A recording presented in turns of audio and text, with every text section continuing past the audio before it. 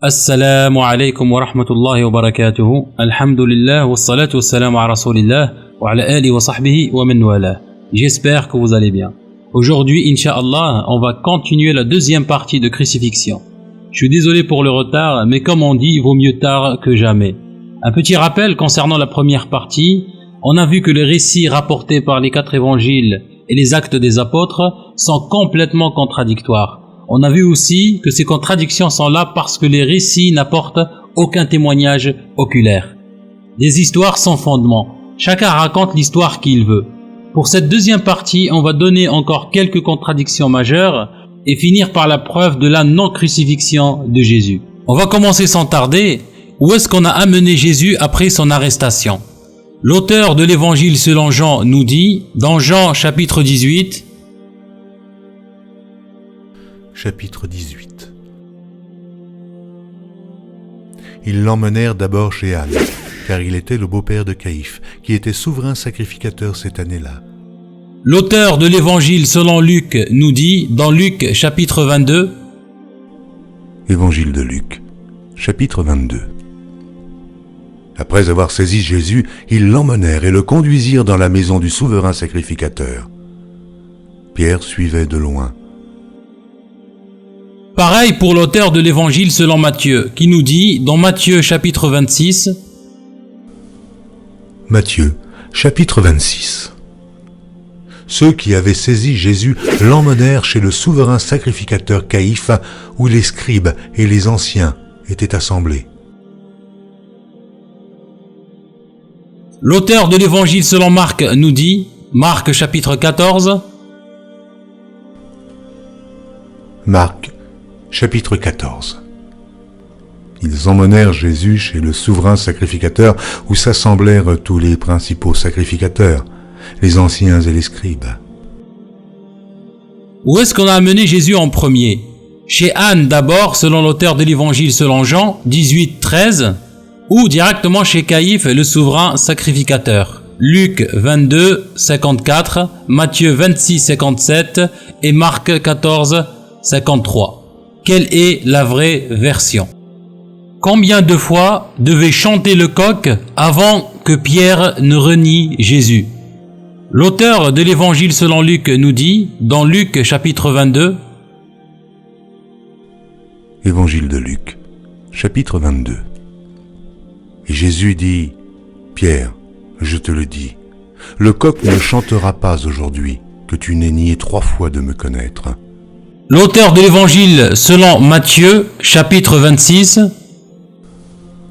Matthieu, chapitre 26. Et Pierre se souvint de la parole que Jésus avait dite, avant que le coq chante, tu me renieras 3 fois. Et étant sorti, il pleura amèrement. L'auteur de l'évangile selon Jean nous dit dans Jean chapitre 13 et Jean chapitre 18, Jean, chapitre 13. Jésus répondit, tu donneras ta vie pour moi, en vérité, je te le dis, le coq ne chantera pas que tu ne m'aies renié 3 fois. Chapitre 18. Pierre le nia de nouveau, et aussitôt le coq chanta. L'auteur de l'évangile selon Marc nous dit, Marc chapitre 14, Marc, chapitre 14. Et Jésus lui dit, je te le dis en vérité, toi, aujourd'hui, cette nuit même, avant que le coq chante 2 fois, tu me renieras 3 fois. Aussitôt, pour la seconde fois, le coq chanta. Et Pierre se souvint de la parole que Jésus lui avait dite. Avant que le coq chante 2 fois, tu me renieras 3 fois. Et en y réfléchissant, il pleurait. Qu'est-ce que Jésus a dit? Que le coq chantera 1 fois, ce qui est mentionné dans Luc chapitre 22 de 34 à 61, ou Jean chapitre 13, 38, ou Jean chapitre 18, 27. Ou l'autre version qui dit que le coq chantera 2 fois.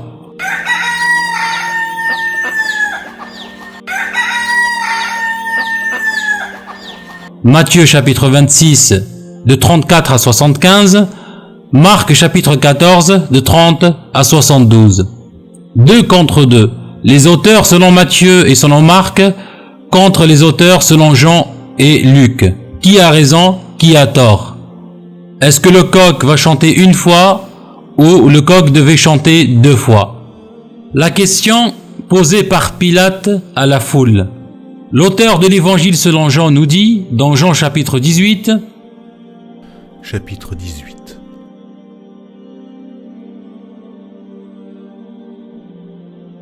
Mais, comme c'est parmi vous une coutume que je vous relâche quelqu'un à la fête de Pâques, voulez-vous que je vous relâche le roi des Juifs? Pareil pour l'auteur de l'évangile selon Marc, Marc chapitre 15, Marc, chapitre 15. Pilate leur répondit, « Voulez-vous que je vous relâche le roi des Juifs ?» Mais l'auteur de l'évangile selon Matthieu nous dit dans Matthieu chapitre 27, Matthieu, chapitre 27. Comme ils étaient assemblés, Pilate leur dit, « Lequel voulez-vous que je vous relâche? Barabbas ou Jésus, qu'on appelle Christ ?» quelle était la proposition de Pilate à la foule? Dans Marc et Jean, Pilate leur demande simplement s'ils relâchent Jésus. Jean chapitre 18, 39 et Marc chapitre 15, 9. Mais dans Matthieu, il propose un choix entre Jésus et Barabbas. Matthieu 27, 17. Alors, Jésus ou Barabbas ou Jésus tout seul? Ici, on va faire une petite parenthèse concernant Barabbas. On va mettre après la traduction Tob, vous allez comprendre un petit peu où est-ce que je veux en venir. Alors, le sens étymologique du nom de Barabbas est fils du père. De bar en araméen, ça veut dire fils, et Abba, ça veut dire père. Les manuscrits les plus anciens donnent à Barabbas le prénom de Jésus, mais celui-ci a été ensuite écarté des manuscrits postérieurs. Autant pour des raisons de rédaction par les scribes, nous dit Charles Perrault, que pour éviter qu'il y ait 2 Jésus. Et ça, c'est Iam Maccobi citant Origène et Étienne Trocmé concernant le prénom de Jésus que Barabbas portait dans l'évangile selon Matthieu. Origène écrivait en effet, il ne convient pas de donner ce nom à un personnage inique. Et d'ailleurs, aucun pécheur n'est ainsi nommé dans les Écritures.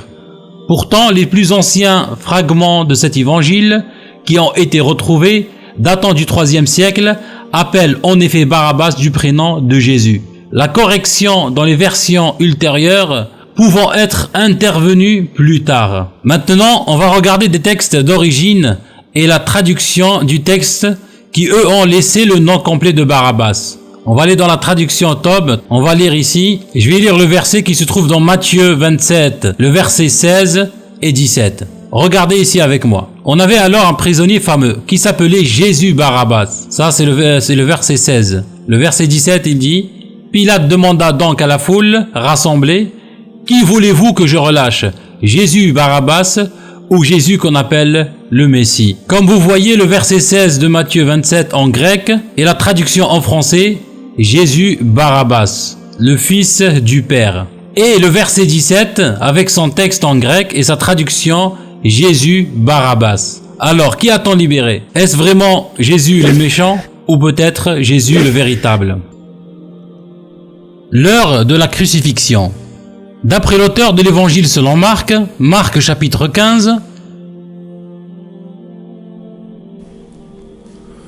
Marc, chapitre 15. C'était la 3e heure quand ils le crucifièrent. mais l'auteur de l'évangile selon Jean, Jean chapitre 19, Jean, chapitre 19. C'était la préparation de la Pâque et environ la 6e heure. Pilate dit aux Juifs, « Voici votre roi. » Alors, à quelle heure Jésus fut crucifié? D'après l'auteur de l'évangile selon Marc, à la 3e heure, Jésus fut crucifié, à 9 heures du matin, Marc chapitre 15, verset 25, mais selon l'auteur de l'évangile selon Jean à la 6e heure, il ne l'était toujours pas et se trouvait chez Pilate. Jean chapitre 19, 14. Qui croire? À la 3e heure, Jésus fut crucifié, ou à la 6e heure, toujours chez Pilate. Le rendez-vous de Jésus et les apôtres après la résurrection. L'auteur de l'évangile selon Matthieu 28 et l'auteur de l'évangile selon Marc 16 nous disent: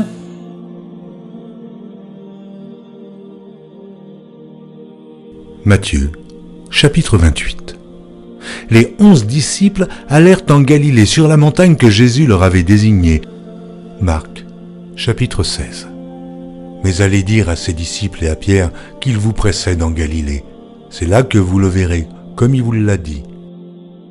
L'auteur de l'évangile selon Luc nous dit, Luc chapitre 24, Évangile de Luc, chapitre 24. Se levant à l'heure même, ils retournèrent à Jérusalem, et ils trouvèrent les 11 et ceux qui étaient avec eux assemblés. où est-ce que les disciples ont rencontré Jésus? D'après les auteurs des évangiles selon Matthieu et Marc en Galilée, dans Matthieu 28, 16 et Marc 16, 7, mais d'après l'auteur de l'évangile selon Luc, à Jérusalem. Luc 24, de 33 à 36. Quand vous remarquez ici, Jérusalem et Galilée se trouvent à l'opposé de l'un à l'autre. Un miracle sera-t-il donné à cette génération? Les auteurs de l'évangile selon Matthieu et celui selon Luc nous parlent du miracle demandé à Jésus. Dans Matthieu chapitre 12, Matthieu chapitre 16 et Luc chapitre 11. Matthieu, chapitre 12. Il leur répondit: Une génération méchante et adultère demande un miracle. Il ne lui sera donné d'autre miracle que celui du prophète Jonas.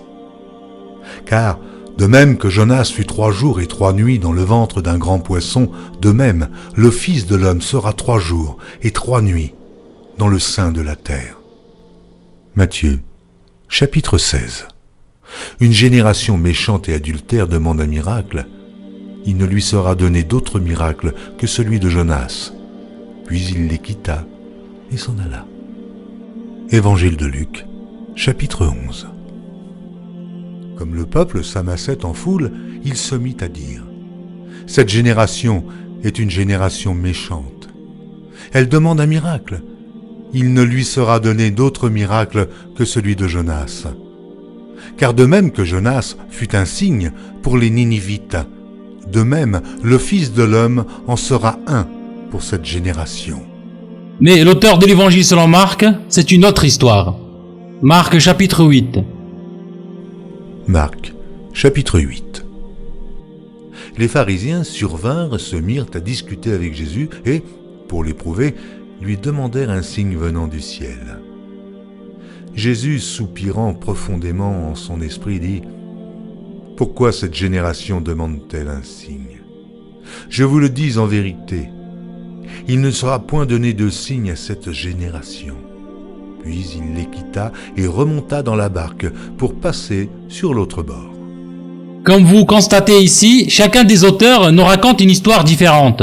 L'auteur de l'évangile selon Matthieu et celui selon Luc disent que Jésus a donné un miracle, mais l'auteur de l'évangile selon Marc dit que Jésus ne donne aucun miracle. C'est incroyable, quelle contradiction flagrante. Est-ce que Jésus a donné un miracle ou il a refusé? Saint Augustin nous dit, je cite, « Saint Marc ne prête pas à notre Seigneur la même réponse que Saint Matthieu, d'après lequel il leur déclare qu'ils n'auront point d'autre prodige que celui de Jonas, tandis qu'ici il leur répond qu'il ne leur sera donné aucun, c'est-à-dire il ne leur sera point donné comme ils ont demandé. Mais cette explication fait disparaître toute difficulté. Saint Marc a tout simplement omis de parler du miracle de Jonas dont Saint Matthieu a fait mention. Incroyable. Qui croire? Matthieu et Luc qui ont dit qu'un miracle sera donné dans Matthieu 12, 39, 40, Matthieu 16, 4, Luc 11, 29 à 30, ou Marc qui nie complètement cette histoire de miracle dans Marc 8, 11, 12 et 13. Alors ici on a une contradiction flagrante. D'un côté, il sera donné un miracle, et d'un autre côté, aucun miracle ne sera donné. 3 jours et 3 nuits. Certains évangiles annoncent que Jésus va demeurer 3 jours et 3 nuits au sein de la terre, avant de ressusciter. Mais ces mêmes évangiles démontrent que Jésus ne resta au sein de la terre que 2 jours et 2 nuits. On va citer ici Matthieu chapitre 12. Matthieu, chapitre 12. Car, de même que Jonas fut 3 jours et 3 nuits dans le ventre d'un grand poisson, de même, le Fils de l'homme sera 3 jours et 3 nuits dans le sein de la terre. Alors, normalement, d'après l'écrivain de l'évangile selon Matthieu, Jésus devrait rester 3 jours et 3 nuits complètes. L'écrivain de l'évangile selon Luc nous dit, Évangile de Luc, chapitre 24. Le premier jour de la semaine, elles se rendirent au sépulcre de grand matin, portant les aromates qu'elles avaient préparés. Elles trouvèrent que la pierre avait été roulée de devant le sépulcre, et, étant entrées, elles ne trouvèrent pas le corps du Seigneur Jésus. Alors, le premier jour ici de la semaine chez les Juifs est le dimanche. Comme vous voyez ici sur le site, vous aurez toutes les références dans la description de la vidéo. Ici, le premier jour chez les Juifs, c'est le dimanche. Ici, une autre preuve supplémentaire qu'il s'agit du dimanche. Un comparatif des traductions du verset en question. Louis II, il nous dit le premier jour de la semaine, se meurt le dimanche matin de très bonne heure, second 21 le dimanche, Martin le premier jour de la semaine, Darby le premier jour de la semaine, etc. Ce qui prouve que Jésus était déjà absent de son tombeau le dimanche à l'aube.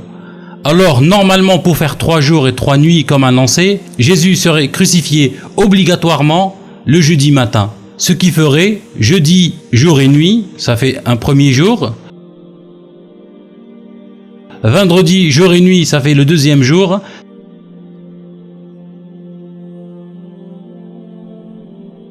Samedi jour et nuit, ça fait le 3e jour. Le problème majeur ici est que les Écritures sont très claires sur le fait que Jésus fait crucifier un vendredi. En voici les preuves. La Pâque juive commence le 15 Nissan. Le calendrier juif est lunaire, le mois commence avec la nouvelle lune, le jour de Pâques correspond au jour de la pleine lune, le jour juif commence au coucher du soleil. Les Juifs célèbrent donc Pâques le vendredi au soir. La fête des Pâques dure 7 à 8 jours après cette date. Paul Hems, théologien, pasteur, physicien, écrit dans Date de la crucifixion, je vous donnerai le PDF, Jésus est mort un vendredi à 15h si on suit le témoignage concordant du Nouveau Testament. Il n'y a aucun doute que Jésus est mort un vendredi, veille du Shabbat. Les 4 évangiles précisent que la mort de Jésus a eu lieu le jour de la préparation du Shabbat, c'est-à-dire la veille du Shabbat, donc un vendredi. Hervé Tremblay, professeur au collège universitaire dominicain à Ottawa, dit « Les évangiles affirment que Jésus est mort un vendredi après-midi et ressuscité un dimanche matin. Or, cela comporte des problèmes historiques insurmontables, surtout pour la dernière scène du jeudi soir, qui était un repas pascal anticipé. » Alors ici, il n'y a aucun doute concernant le jour de la crucifixion de Jésus, puisque les Écritures disent que c'est un vendredi. On va citer ici Marc chapitre 15 comme exemple. Marc, chapitre 15. Le soir étant venu, comme c'était la préparation, c'est-à-dire la veille du Shabbat, arriva Joseph d'Arimathée, conseiller de distinction, qui lui-même attendait aussi le royaume de Dieu. Il osa se rendre vers Pilate pour demander le corps de Jésus. Pilate s'étonna qu'il fût mort si tôt, fit venir le centenier et lui demanda s'il était mort depuis longtemps. Comme on a vu que Jésus fut crucifié le vendredi et ressuscité à l'aube du dimanche, le problème ici, on n'a pas assez de temps pour que sa prophétie soit accomplie. On a ici un vendredi jour et un vendredi nuit, ce qui fait le premier jour, un samedi jour et un samedi nuit, ce qui nous fait 2 jours et 2 nuits. Il n'y a pas de 3 jours et 3 nuits comme annoncé. Ce fait est confirmé par saint Augustin, où il dit « L'Écriture elle-même nous témoigne que ces 3 jours ne furent pas complets. » Comme on l'a vu tout au long de cet exposé, l'histoire de la crucifixion n'est pas historique. Les récits sont contradictoires. Chacun des auteurs raconte ce qu'il veut. Maintenant, on va voir que la crucifixion n'a aucun fondement religieux dans la Bible, que cette même Bible refuse la crucifixion et que Jésus a échappé à ce châtiment. Je préfère faire une troisième partie consacrée entièrement à ce sujet-là. On va arrêter ici pour l'instant. J'espère que ça a été profitable. Bien sûr, vous aurez Inch'Allah toutes les références dans la description de la vidéo et aussi un PDF. Je vous dis à la prochaine fois Inch'Allah pour la dernière partie de crucifixion ou crucifixion. D'ici là, prenez soin de vous. Alhamdulillah alladhi bi ni'matihi tatimmu as-salihat was-salatu was-salamu ala rasulillah wa ala alihi wa sahbihi wa man wala. Assalamu alaykum wa rahmatullahi wa barakatuh.